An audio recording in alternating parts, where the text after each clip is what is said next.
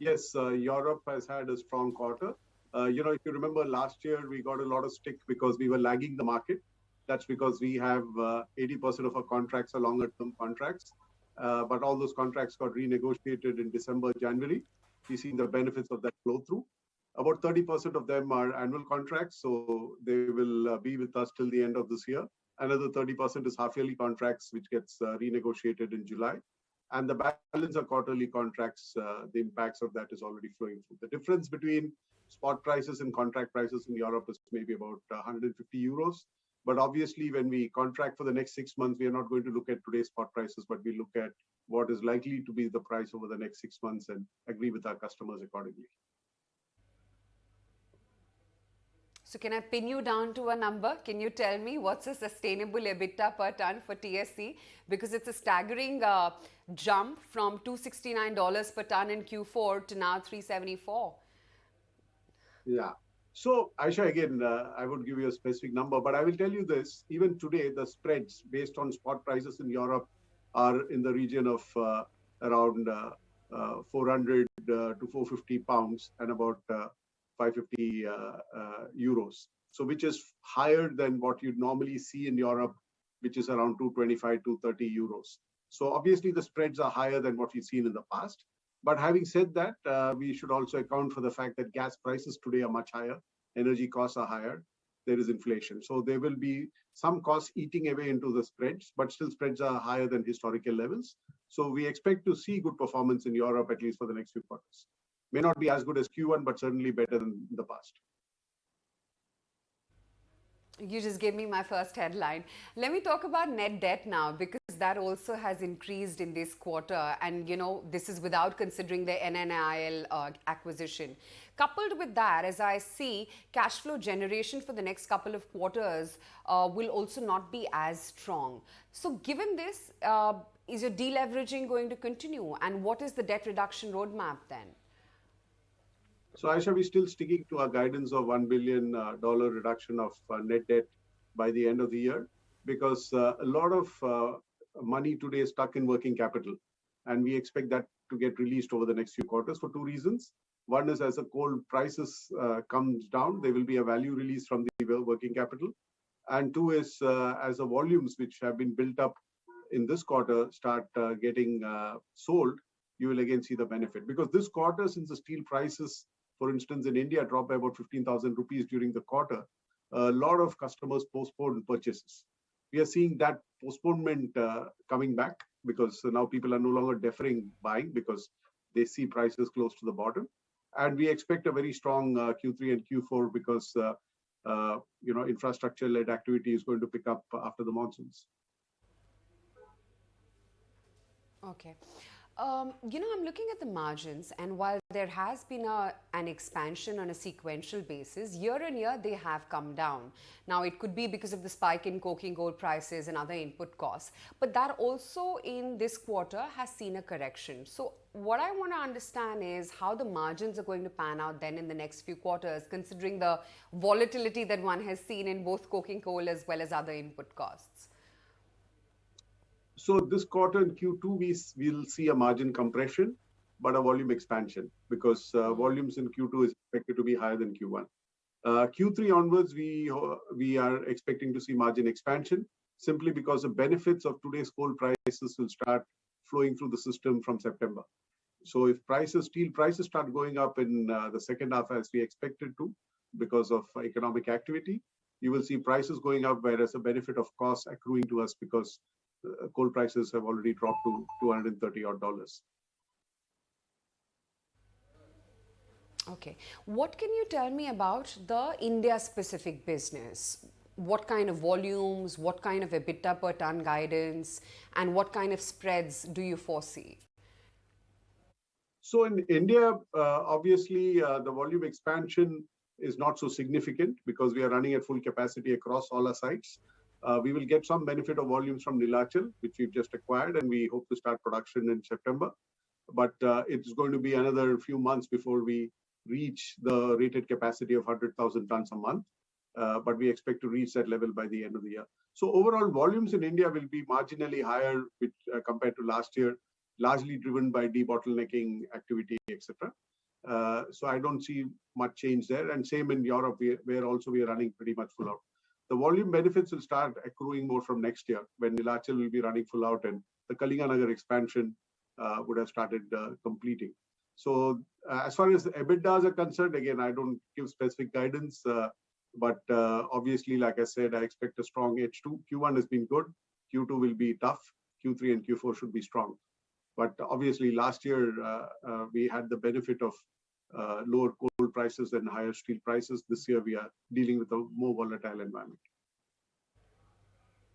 Okay, so given that this is almost, in many senses turning out to be a tale of two cities, Europe and what's happening in the India business, what I want to understand is whether you're sticking by with your capex. You had lined up about 12,000 crore rupees worth of capex for the full financial year.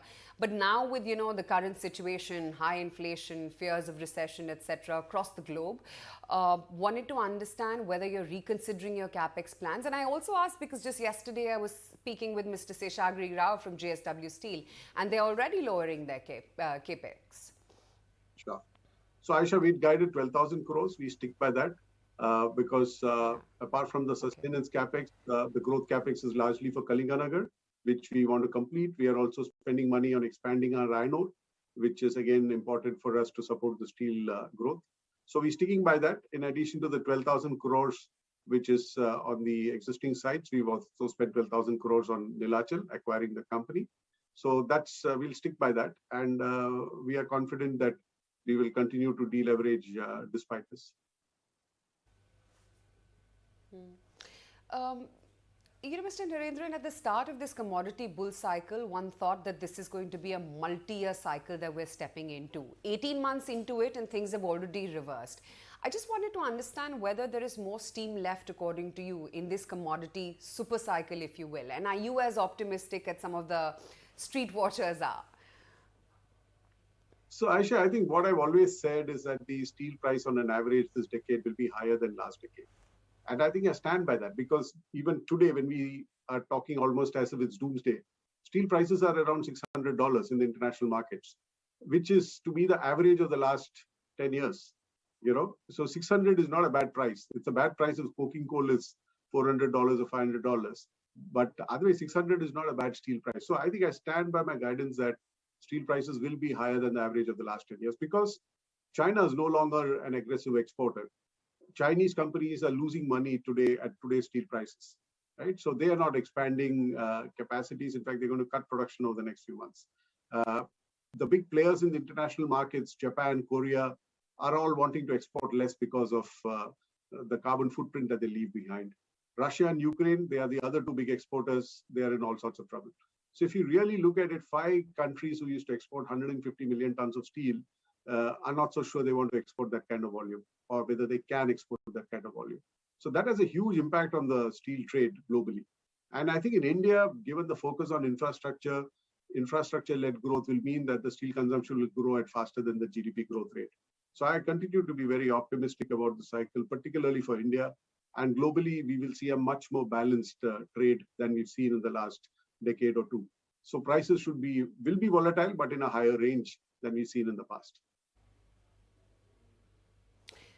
But if you could talk a little bit more in depth about it, Mr. Narendran, when you hedge bets as a business, what is the worst case scenario that you're penciling in? Are you also factoring a Chinese slowdown, probable recession in some of the, Western countries as a real threat over the next 2 to 3 years? And how does then that equate to steel prices? What could the worst be? Because we've already fallen from 75,000 per ton to now what, 60 or 1,000? Yeah, it's about that level. But again, so I share a couple of things, right?